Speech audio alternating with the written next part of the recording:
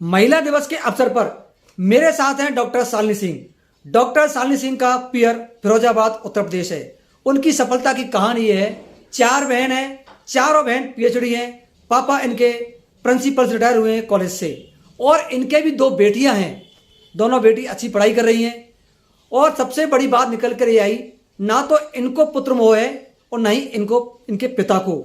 यानी महिला उत्थान के में इनसे बड़ी कोई करौली की स्टोरी नहीं सकती। आपको शालिनी सिंह से उनकी सफलता की कहानी और महिला संघर्ष की कहानी जरूर सुनना चाहिए। डॉक्टर शालिनी सिंह, आपका बहुत बहुत स्वागत है। मैं आपसे जानना चाहता हूं कि डॉक्टर शालिनी सिंह कैसे बनी, कहां से कहानी आपकी शुरुआत होती है? जी, मैं फिरोजाबाद की रहने वाली हूँ। हमने 12th तक की पढ़ाई फिरोजाबाद में की। उसके बाद आगरा में होम साइंस इंस्टीट्यूट खंडारी से हमने बीएससी और एमएससी किया। फूड एंड न्यूट्रिशन में स्पेशलाइजेशन किया। एमएससी फाइनल में हमारी शादी हो गई। शादी होने के बाद फिर हम बीएड करना चाहते थे, लेकिन बेटी हमारी पैदा हो गई। उसके बाद हमारी पढ़ाई छूट गई। उसके बाद 2002 में हमने बीएड किया। 2002-03 सेशन में बीएड किया। उसके बाद फिर दूसरी बेटी हो गई। फिर हमने पीएचडी किया 2008 में।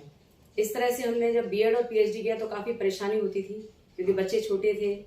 पीएचडी हमने मेरठ यूनिवर्सिटी से किया, तो काफी परेशानी का सामना होता था कि यहाँ से नाइट ट्रेन से हम मेरठ जाते थे, वहां पर काम करते थे दिन भर और फिर वापस आते थे। क्योंकि जिस समय हम पीएचडी कर रहे थे उस समय डिग्री कॉलेज में प्रिंसिपल थे। 1 मार्च 1997 से हमारे कैरियर की शुरुआत हुई। वीणा मेमोरियल स्कूल में 8th तक के स्कूल की प्रिंसिपल थी मैं। उसके बाद 10th तक के स्कूल की प्रिंसिपल हुई जब बीएड कर लिया। उसके बाद फिर 12th तक के स्कूल की प्रिंसिपल हुई। उसके बाद मेरा जो प्रमोशन डिग्री कॉलेज में हो गया। 1 साल में डिग्री कॉलेज में लेक्चर रही। उसके बाद में अगले साल से मुझे डिग्री कॉलेज का प्रिंसिपल बना दिया गया। उसके बाद मैंने लंबे समय तक डिग्री कॉलेज की प्रिंसिपलशिप का काम किया। बीच में सर्वोदय सेवा सोसाइटी, एक हमारी सोसाइटी है, एनजीओ है, उसमें हमने 10-12 प्रोजेक्ट, गवर्नमेंट के प्रोजेक्ट लिए, उन पर काम किया। काम सारा स्किल डेवलपमेंट पर था। सिलाई कराई, मोबाइल रिपेयरिंग कराई, टीवी का काम कराया, मेकअप आर्टिस्ट का काम कराया, ये सारे के सारे काम कराए। इन सब में मेरे पति का और मेरे परिवार का बहुत ज्यादा सहयोग रहा। मेरी 2009 में गवर्नमेंट जॉब भी लगी, लेकिन क्योंकि मेरे बच्चे बहुत छोटे थे इस वजह से मैं जॉब को आगे कंटिन्यू नहीं कर पाई, क्योंकि काफी मुश्किल था कि यहाँ से आगरा तक जाना और फिर वापस आना, ये मेरे लिए काफी मुश्किल काम था। डॉक्टर शालिनी सिंह जी, आपसे मेरा प्रश्न, आपके बचपन में मैं आपको लेकर चलूंगा जी। आप 4 बहन, जी, भाई नहीं जी। तो कभी माँ बाप को कभी ऐसा लगा नहीं कि 4 बेटियों को हम पढ़ा रहे हैं, बेटा नहीं है, क्या करें क्या नहीं करें? आज के समाज क्या आए वो थोड़ी। कभी भी नहीं। हम चारों बहनें पीएचडी हैं। हाँ। बड़ी बहन मेरी केमिस्ट्री में पीएचडी है, 2nd नंबर की ड्राइंग एंड पेंटिंग में, मैं होम साइंस में, फूड एंड न्यूट्रिशन में, और छोटी वाली होम साइंस में, टेक्सटाइल डिजाइनिंग में। जी। जी। तो आपको कभी ऐसा महसूस नहीं हुआ पापा को कोई मेरा कोई बेटा होता? नहीं, पापा ने कहा मेरे 4 बेटे यही हैं। हाँ। मेरी बेटियां ही मेरे बेटे हैं, और उन्होंने बेटे बेटी में कोई उन्होंने भेद नहीं किया। भेद नहीं किया। उनकी पढ़ाई लिखाई में आपकी में कहीं किसी प्रकार का कभी नहीं किया? कभी नहीं। पापा ने क्या, माँ और पापा ने आपको क्या सीख दी? उन्होंने ये सीख दी कि हम किसी भी रूप में, ईश्वर ने हमें जन्म दिया है, हमें बेटी बना के भेजा है, तो हमें हमेशा अपने कर्तव्य का पालन करना चाहिए। आगे बढ़ने के लिए प्रेरणायुक्त होना चाहिए। अपने संस्कारों को कभी भूलना नहीं चाहिए। हम पढ़ लिख गए, लेकिन हमें कभी ये नहीं सोचना चाहिए कि हम इतने बड़े हो गए कि हम बड़ों का सम्मान ना करें, हम आदर न करें, पड़ोसियों का सम्मान न करें, अपने पति का सम्मान न करें या अपने परिवार का सम्मान न करें। उन्होंने कहा सबका सम्मान हमेशा करना चाहिए। ये सीख लेकर आप चल रहे हैं। आप भी अब पापा की कितनी देखभाल कर पाते हो? हम तो कुछ भी नहीं कर पाते हैं। नहीं कर पाते अभी? नहीं। अच्छा। एक बार मेरा, पहले मैंने जब आगरा से, मैंने वैसे होम साइंस में बीएससी एमएससी किया, उससे पहले मेरा बनस्थली में एडमिशन हो गया था। तो बनस्थली, क्योंकि अब पिताजी के पास भी 4 बेटियां थी और बहुत सारे काम थे, प्रोफेसर होने के नाते, प्रिंसिपल होने के नाते, में समय नहीं था। हम ट्रेन में जा रहे थे, तो एक ट्रेन में से जब हम निबाई से बस से जाने लगे बनस्थली, तो एक लड़का था, एक आदमी था, उसने बहुत जोर से एकदम झटका दिया कंधे पर। तो मैंने कहा भाई सीधे क्यों नहीं बैठ रहे? मैंने कहा कि आपके घर में बहन या वो नहीं है? तो उसने ये कहा कि अगर बहन और वो है, लेकिन कोई ऐसी औरत तो नहीं है जिसको मैं परेशान कर सकूं। उस समय मुझे थोड़ा सा ऐसा हुआ 1 मिनट के लिए कि शायद भाई होता तो मैं उसके साथ आती, तो मुझे परेशानी का सामना नहीं करना पड़ता। ये एक ऐसी आपकी घटना है जिसको आप हमेशा याद रखते हैं भाई के तौर पे। आपका कोई धर्म भाई? मेरा कोई धर्म भाई कोई नहीं बनाया, ना कभी जरूरत महसूस करी? नहीं। अच्छा, उसके बाद आपकी शादी हुई? जी। शादी के बाद आपके मन में शुरू से था कि मैं सरकारी सेवा में जाऊं? हाँ, था। क्या था? बिल्कुल था। मेरा ऐसा मतलब मेरा टारगेट था कि मैं गवर्नमेंट जॉब करूँ। हाँ फिर शादी के जस्ट बाद मैंने शादी से पहले ही जब एमएससी फाइनल में मेरी शादी हुई थी उससे पहले मैंने सेकंड लेफ्टिनेंट के लिए अप्लाई कर रखा था जी। तो मेरा सेकंड लेफ्टिनेंट में हो गया लेकिन हमारे फादर इन लॉ ने मना कर दिया। मैंने मेरे हस्बैंड से पूछा तो उन्होंने कहा देख लो जैसे तुम्हारी इच्छा हो, पर जब पापा जी ने मना कर दिया फिर जाने का कोई प्रश्न ही नहीं था जी, इसलिए वो छोड़ दी। इसलिए वो छोड़ दी। उसके बाद फिर गंगानगर में एक बार मेरा बीएड करने के बाद गंगानगर का मैंने फॉर्म अप्लाई किया था, वहां भी मेरा गवर्नमेंट जॉब के लिए हो गया था, वो भी छोड़ दी। फिर वनस्थली विद्यापीठ में हो गया, वो भी छोड़ दिया। फिर 2009 में मेरा यूपी में क्या कहते हैं टीचिंग जॉब में हो गया था मेरा, वो भी मैंने छोड़ दिया।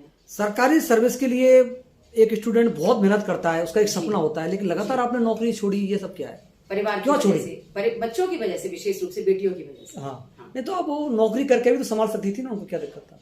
नहीं, एक्चुअली क्या है कि फिर बेटियों की सुरक्षा की एक बहुत बड़ी बात होती है कि मैं अब यहाँ तो परिवार में मम्मी जी थी, पापा जी थे, मेरे हस्बैंड थे, सबने बच्चों को आराम से, मैं बाहर चली जाती थी, आराम से बच्चे पल गए। छोटे बच्चों को लेके हम बाहर रहते हैं तो उनकी बहुत मुश्किल होती है। घर में आया को रखते हैं, आपको पता है कि वो कैसे रखती हैं, क्या रखती हैं। इस वजह से फिर बच्चों की वजह से मैंने बच्चों की वजह से आपने सरकारी सेवा में भाग नहीं लिया। जी। अच्छा, आपकी शादी कब हुई? 1995 में शादी हुई। बेटी कब हुई? पहली 1996। दूसरी बेटी 2000। अब दोनों बेटी क्या कर रही हैं? मेरी बड़ी बेटी तो फैशन डिजाइनर और मेकअप आर्टिस्ट है, जो गॉडेस कंपनी में इस समय कार्यरत है, और छोटी बेटी ने बीजेएमसी में बैचलर डिग्री कंप्लीट किया है। अच्छा, आप बताएं, आपके बेटा नहीं है? नहीं। तो कभी आपको ऐसा हुआ कि बेटा होना चाहिए? क्या आपको लगा ऐसा? नहीं, ऐसा कभी एहसास नहीं हुआ, लेकिन जैसे लोग कहते हैं, जैसे कई बार पैर छूते हैं बड़ों के, कहते हैं पुत्र हो, तो ऐसा, लेकिन ऐसा कभी एहसास नहीं हुआ कि पुत्र होना चाहिए। और बेटियों के लिए भी आपने बेटा जैसा मानकर चले? बिल्कुल। क्या आपने उनके लिए सोचा? क्या सपना है आपका? अब हमारा यही सपना है कि वो अपने पैरों पर खड़ी हों दोनों, और अपने ऐसे आदर्श स्थापित करें जीवन में कि अपने परिवार को, इनकी शादियां जब हों तो अपने परिवार को लेके चलें, अपने परिवार का सम्मान करें, सबके साथ ऐसे अच्छे से रहें कि कोई एक नाम ना निकाल सके, कोई नाम नहीं निकाल सके, और आपका नाम लगातार आगे बढ़ता रहे। जी। शादी के बाद आपकी जिंदगी धीरे धीरे पटरी पर चली, तो आपके मन में कब आया कि मुझे अब प्राइवेट सर्विस करनी चाहिए? जब मैं सरकारी नौकरी नहीं कर पा रही थी तो मेरे हस्बैंड ने मुझसे ये कहा कि तुम्हें काम करना है ना। बोले मैं तुम्हारे साथ हूँ, तो तुम ऐसा करो कि तुम अपने स्कूल में काम करो, तुम यही काम करो करौली में रह के, इससे तुम्हारा इच्छा भी पूरी हो जाएगी और हम सब तुम्हारे साथ हैं हमेशा। तो मेरे पति, मेरा परिवार सब हमारे साथ थे। तो इसमें आपसे क्या लीग से अलग हटके आपने एक काम किया? लीग से अलग हटके मैंने ये काम किया कि मैंने गवर्नमेंट जॉब परिवार के लिए छोड़ दी 4 बार। यदि मैं चाहती तो मैं जिद करती, मैं चाहती तो मैं जरूर करती, पर लेकिन उससे शायद मेरा परिवार काफी आहत होता कि मेरी बेटियां शायद आज जिस पद पर आज पहुंच पाई है वो नहीं पहुंच पाती, क्योंकि ये लोग यहाँ रहते, घर के लोग, मैं बाहर रहती, मेरी बेटियों को वो संरक्षण, वो सुरक्षा और वो समय नहीं मिल पाता कि वो आगे बढ़ पाते। इस वजह से आपको नहीं, मैं पूछना है, लीग से हटके क्या किया आपने एजुकेशन के दौरान? क्या आपकी क्वालिटी विशेष रही है? अच्छा, हाँ, मैंने फूड एंड न्यूट्रिशन में बीएससी स्पेशलाइजेशन किया, एमएससी स्पेशलाइजेशन किया, पीएचडी मेरी स्पेशलाइज्ड है, और मैंने डाइटिशियन का कोर्स किया हुआ है। और उसके साथ साथ मेरा एक चैनल भी चलता है, शालिनी सिंह शो, जो भी काफी अच्छा चल रहा है, और उसमें मैं फूड से संबंधित मैंने 62-63 रेसिपीज उसमें बनाई हुई हैं, और इंस्टाग्राम पर भी मेरे छोटे। अभी आपको अपनी नौकरी परिवार में तालमेल कैसे बैठा पाते हो? नौकरी परिवार में तालमेल, मेरे पति का उसमें बहुत बड़ा अहम रोल है तालमेल बैठाने के लिए, कि वो अगर कई बार ऐसा होता है कि कुछ परेशानी भी होती है तो वो सबको संभाल लेते हैं, सबको संभाल लेते हैं। हाँ, सबको वो कन्विंस कर देते हैं कि उसको ये अभी समय पर जाना ज्यादा आवश्यक है, तो इस तरह से तालमेल बैठता है। आज की महिला दिवस के अवसर पर महिलाओं को क्या संदेश देना चाहती हैं? मैं संदेश देना चाहती हूँ कि महिलाएं अपनी इच्छा पूरी करें, आगे बढ़ें, काफी आगे बढ़ें, और अपनी जो उनकी प्रेरणा है उससे कभी लीक ना हटें, अपने शौक को ना छोड़ें, लेकिन उसके साथ साथ अपने परिवार को, अपने समाज को, अपने सास ससुर को, अपने पति को आवश्यक रूप से महत्व दें। आवश्यक रूप से महत्व दें जी। अच्छा, आपसे एक प्रश्न मेरा इंपॉर्टेंट ये है कि जी, बेटा और बेटी में जो भेद का मामला चल रहा है, जबकि आप इन चीजों से दूर हट गई, इस बारे में महिला को क्या करना चाहिए? बेटा बेटी में कोई भेद नहीं है। इंदिरा गांधी अकेली बेटी थी, आज भी नाम है, याद भी। मेरी बेटियां हैं, बहुत अच्छी हैं, हम हमारा नाम ही करती हैं, और बेटा बेटी में कोई भेद नहीं है। हम अपनी बेटियों को उसी तरह से पालें जैसे हम अपने बेटों को पालते हैं, तो वही बेटे हैं। मेरे मन में बेटे बेटी के लिए कोई कैसा भी भेद नहीं है। 9 जुलाई 1996 हाँ वो दिन, क्योंकि मेरी बड़ी बेटी पैदा हुई थी, तो वो दिन मेरे लिए बहुत ज्यादा महत्वपूर्ण दिन है, क्योंकि उस दिन मुझे ऐसा लगा कि कितना इम्पोर्टेंट दिन है कि हम भी एक पेरेंट्स बने हैं और हमें भी बहुत कुछ करना है। और सबसे बड़ी बात यह है कि बड़ी बेटी थी, तो मैं और मेरे पति दोनों बहुत खुश हुए, क्योंकि मेरे पति की बहुत ज्यादा इच्छा थी कि बेटी हो।